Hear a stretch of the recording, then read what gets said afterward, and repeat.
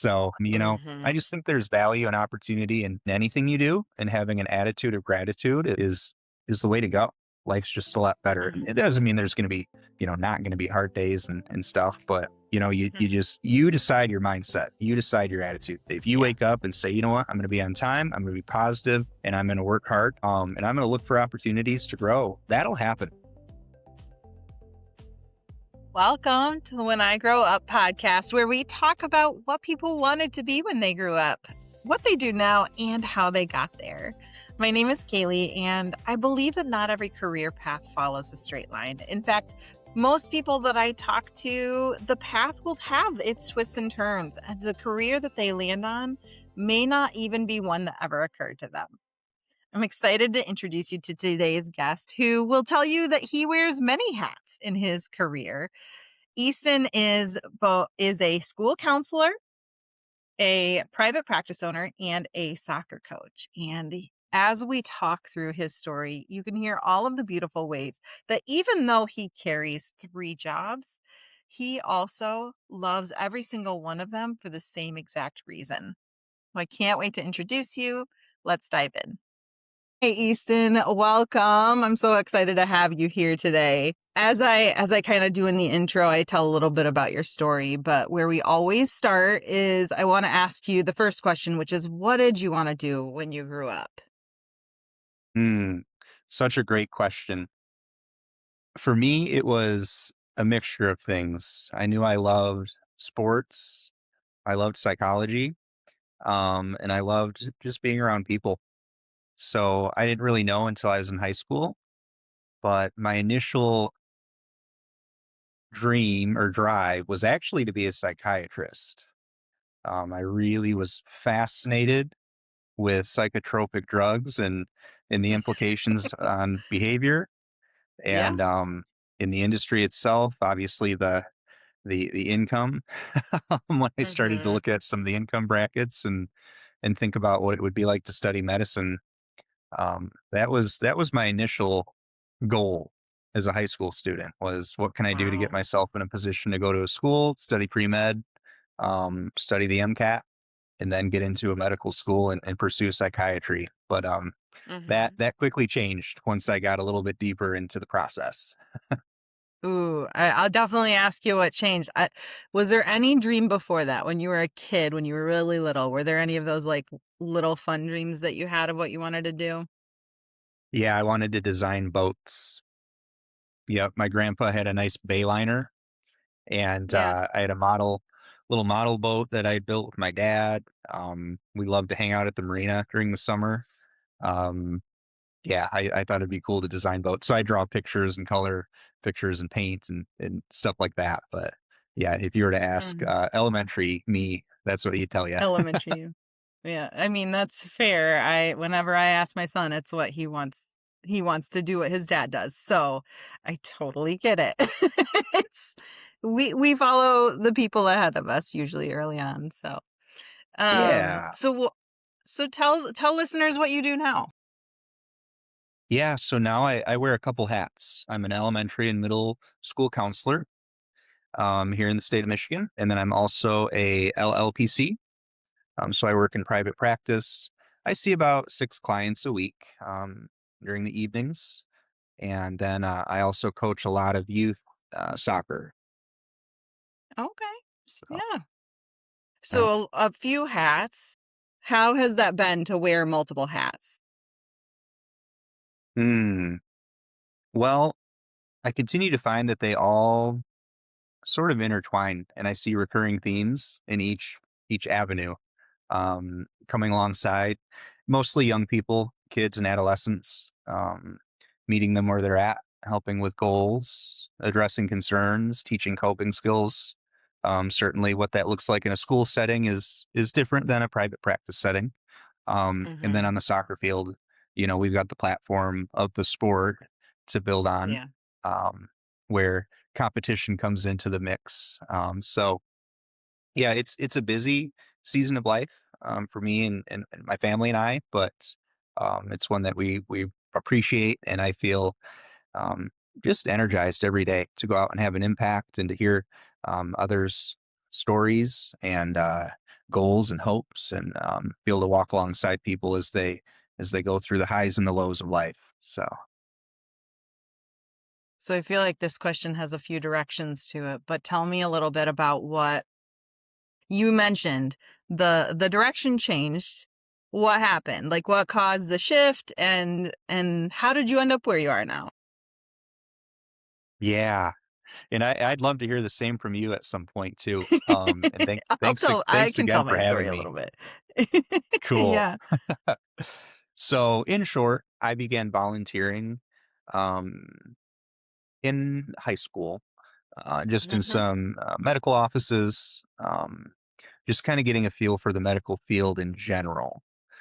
And at the same time, I pushed myself to pursue heavier science classes my junior and senior year, as I was preparing for college applications and trying to bump up my ACT score. At the time, it was ACT. I know SATs kind of Right. govern the standardized testing in this day and age, but so just really pushing into my academic goals and quickly realizing that as much as I'm fascinated by science, it's just not for me. When you get into Yeah. the deep biologies and chemistries and things of that nature, Mhm. and I realized how competitive the field was too. And then really sitting down and actually having a good conversation with a licensed psychologist in the area, who Mhm. kind of let me do some job shadowing, so to speak. So this would have been 2007 or 2008. Hearing his Mhm. story, he kind of had a similar path and really introduced me to the idea of connection and relationships and counseling, and making it well apparent that um, you don't have much of that in the psychiatry world. And you're really looking Mhm. at science and 15, 30 medication. minutes. Yeah, yep, and so yeah, talking with him, that was a big help in kind of redirecting my focus, Mhm. and recognizing what gifts I had, and how I could give them to the community while making a career out of it. So I was getting heavily into youth soccer coaching at the time as well. And I just loved working with kids and partnering with their parents, and Mhm. really recognize that relationships are absolutely top notch priority for me and how I'm wired. So, Mhm. yeah, kind of shifted away from the medical side and into more of the relationship side, and learning what it meant to create a therapeutic alliance with someone. And that was hard as a young person, recognizing that hey, my connection to someone in a counseling sense is not a friendship, of course, by any means, and there are Mhm. boundaries and there are Mhm. parameters to fit that relationship, but I liked it. I really liked it. And I was a client at Mhm. the time as well. I was seeing a counselor and found how beneficial and helpful it was for me. Yeah. And I thought, this is something I'd like to do. So, yeah, Mhm. got into college, ended up with just a Bachelor of Business Administration for the undergrad. Wanted to keep it kind of Okay. open, but still have some business education. And then wanted to pursue grad school as soon as I could. So I had to wait a couple years to do that. Um, but the doors were open to be able to do that, financially speaking, and Mhm. completed a Master of Arts in Counseling Psychology from Spring Arbor University. Finished that in 2021, and here we are. Oof. Yeah, it's and so in your you mentioned you have school counseling, coaching, and your own private practice. Does your private practice also work with kids? Yes. Okay. So you're in the realm of working with kids in all of those spaces and it's always I always tell people the role of a therapist is hard because there's you're not going to talk about the day to day what happened in a session or anything like that because that's confidential and it's important that it stays that way. But I'm curious for you in your overall experience in how you help kids, what are some of the big parts that you just absolutely love to see? Hmm. We can do hard things. It's a Yeah. phrase that's helped me immensely in life, and helping a child conceptualize that and then realize that once they've done it, of hey, you know what, Mr. Levi, I'm extremely anxious to practice my speech for speech meet in front of my class. I feel sick to my stomach. I'm sweating. I'm hot. I'm uncomfortable. I don't want to do it. Everyone's looking at me. In being able to come alongside that person, validate it, that, yeah, this is very real, um, Yeah. and not avoid it. Hey, we're going to get a handle on this. We're going to manage it. And when we come out on the other side, we're going to look back and reflect. And when that happens, and you get on the other side and you're able to see and hear and witness the growth, that is really special. And that's just one example of many, of course. And Yeah. I'm sure as a mom, you've seen that in many cases, as well. And Mhm. that to me is just one of the coolest things that Yeah. that young person looks and they says, you know what, Mr. Levi, you're not my parent, you're not my teacher, but you're part of my team, and you're here to advocate for me, and having that trusting relationship of accountability, encouragement, support, validation, and being able to lean into the uncomfortable, Mhm. um, is really special. Yeah. It sounds like you also get the chance to see those outcomes often, which I think sometimes in the therapy space, it takes a little bit longer. But in the school space, you do tend to see it a little bit more rapidly. At least I think that's true. Is that the case? Yeah. Yep, and it's kind of forced, right? I don't Yeah. get a 55-minute window of uninterrupted space with a student, like I would in the private practice office. So, very from a therapeutic, um, theoretical approach, right? It's very solution Mhm. focused. Some Mhm. elements of CBT in there, of course, and maybe some narrative therapy or some play therapy. But I mean, you got to move kind of quick, which is good and bad. It's got its pros and cons, but yeah, a lot of outcomes. We track a lot of data too and partner with teachers, and we're looking at the social, emotional, and overall wellness of the child. And so yeah, a lot of pre and post test type metrics. Mhm. But yeah, you hit it on the head. A lot of outcome based goals Mhm. that we see pretty quick turnaround, especially in the academic setting. For like the example I just Yeah. used, the social stuff takes a long time. Takes a long time. Yes. And isn't that the case for all of us, right? In different avenues. So, But I have to imagine, and I always tell people, like, I like to play Battleship with what I say and guess at, and if it's a hit, awesome, and if it's a miss, I'm okay with that too, but, I have to imagine that that theme spreads throughout all of the work that you do, that even with soccer, for example, you're teaching skills and getting to see the improvement in those skills, and I imagine you have a similar style in your private practice too that has some level of what are we gonna measure? What are we gonna focus on? And how can we celebrate that when we get there? Is that the mm, case? well said, 100%. Just so that because you have multiple hats. Can you tell a little bit more about the realm of soccer coaching too, and what that's like for you? Yeah, absolutely. It was a big part of my life growing up. But I was kind of a late bloomer. Mhm. Most kids are starting in elementary or early elementary. I didn't start until middle school. And I wish that that wasn't the case. But once I tried it, I fell in love with it as a player and really invested a lot of time. When my friends were playing Nintendo or Xbox, I was out juggling a soccer ball and I felt like I had to catch up, right? To catch up with my peers. Mhm. And in a way I did. So, fell in love first as a player, but even near the end of high school as a varsity player on a pretty competitive team, I started to feel a sense of leadership that I had matured Mhm. into, and saw an opportunity to give back and teach the game. So I had some cool volunteer opportunities at some church camps that were soccer based camps, and really, really loved wearing the coach's hats.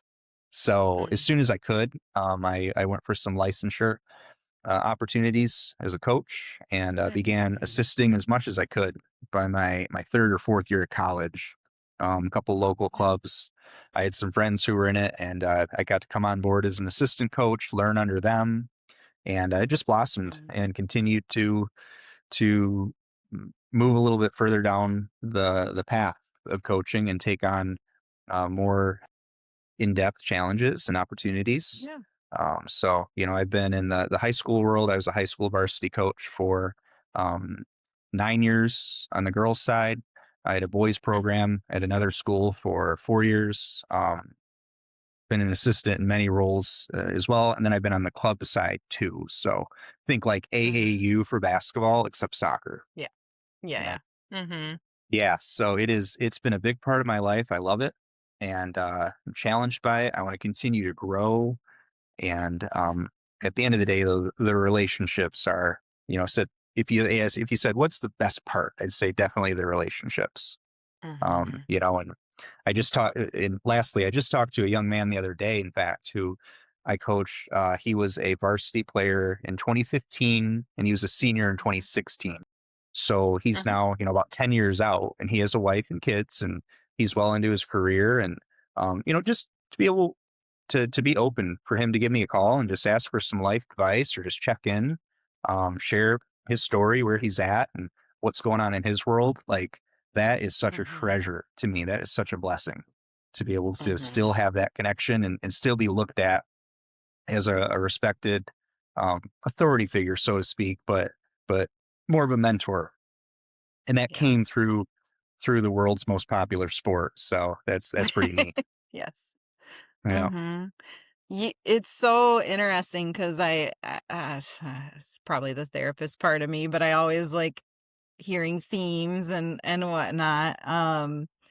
And I think back to what you said about if you asked them very, very early on Easton what he wanted to do, it was about building a boat. And that was born out of relationships. That was born out of your experience with your dad, your grandpa, and that relationship built there.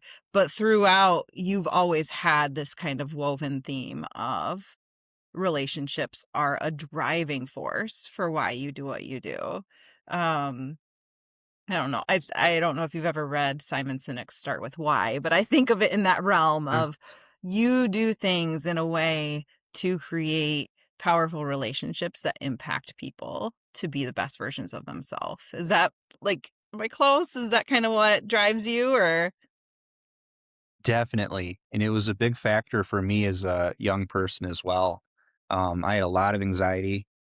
I had a lot of self-image issues, and I really struggled. I had some tough years in middle school. Um, man, and I don't know how I would have done it without the help of other trusted adults. And I say that because I had great parents. I have great parents. I talk to them all the time. Yeah. And I just couldn't have asked for a better mom and dad. Um, but I didn't realize that, they can only help to a certain capacity. And when you step Mhm. into a space with someone who isn't a parent or isn't a teacher, a lot of times for me, that was a coach who would help me along with be it social skills or coping skills or organization. Mhm. I look back and, I think of my high school administrator, Dr. Combs, incredibly influential. Mrs. Mhm. Galen's, our athletic director, just adults that just came and walked alongside me and met me where I was at without any judgment. I think that was a big component too. I had a lot of growing up to do. And there was no judgment or Okay. shame. They just kind of let me be me and help me, in the right direction. And there was some accountability with that. I needed that. But a lot of Mhm. encouragement, support, and acceptance. So I look now and I'm like, how can I be that to others out there who might be in a similar position? Mhm. Yeah. Yeah, absolutely. And I think um I've had many conversations lately about just the influence of teachers and mentors and just how even with incredible parents, we still need those other people in our lives to step in and say things to us maybe the exact same way as our parents, but we just need to hear it from someone else at times, right? Um yeah. I One thing I wanna ask is I think there's this belief that people have with careers that a dream job is one job. And you're illustrating that you carry 3 hats and you love what you do as a whole. Can you I know this is kinda open-ended, but can you talk about that a little bit for listeners who may be thinking, "Well, I have to find one thing that fulfills me, not a bunch of different things." Mm, yeah. Ooh, I'm gonna lean into advice my dad gave me on this one Okay. as I share this answer. So, when I first finished my undergrad, I was coaching a boys varsity soccer team that we built from the ground up, a relatively new-ish school in the Grand Rapids area that I had an opportunity with, and I was on fire. I mean, that was all I wanted to do.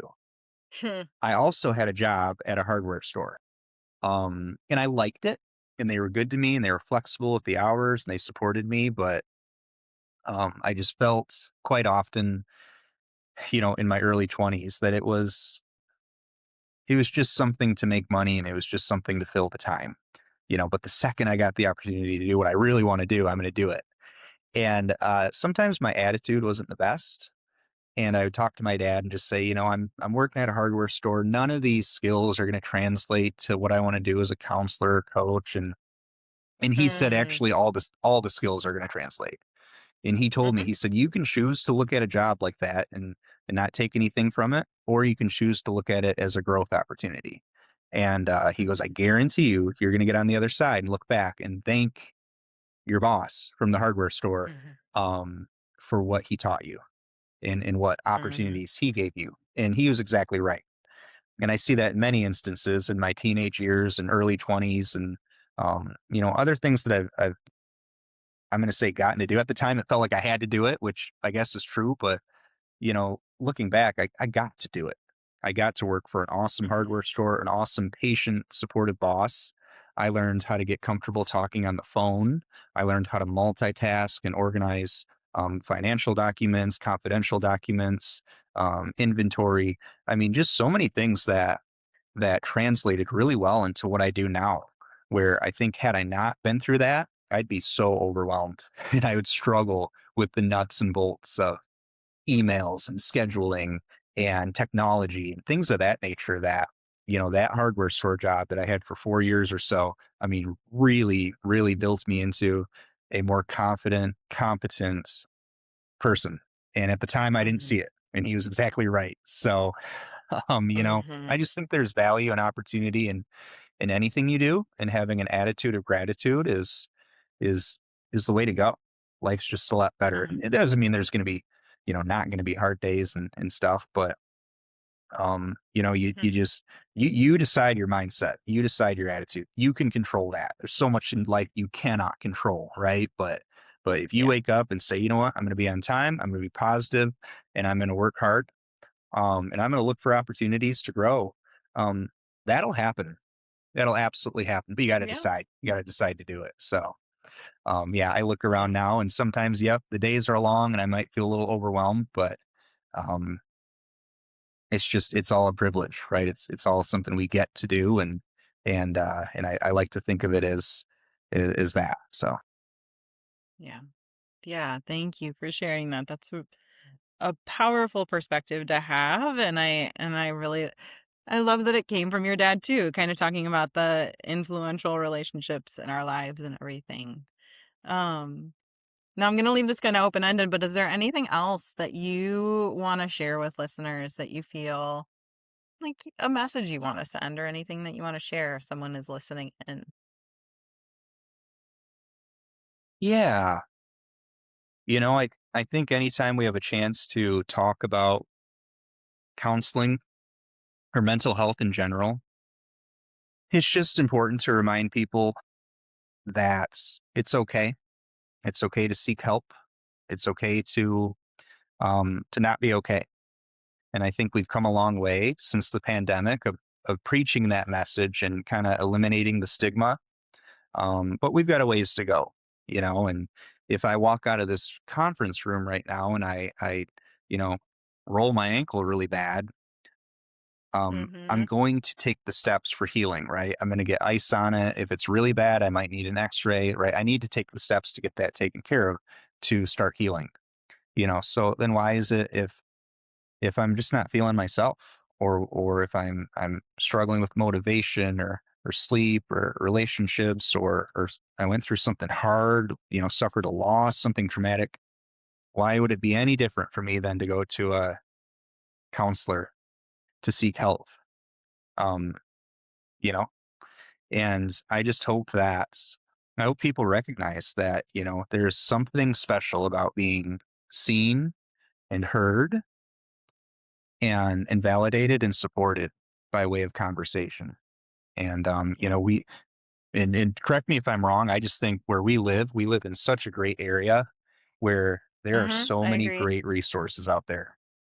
Therapists of so many different um specialties.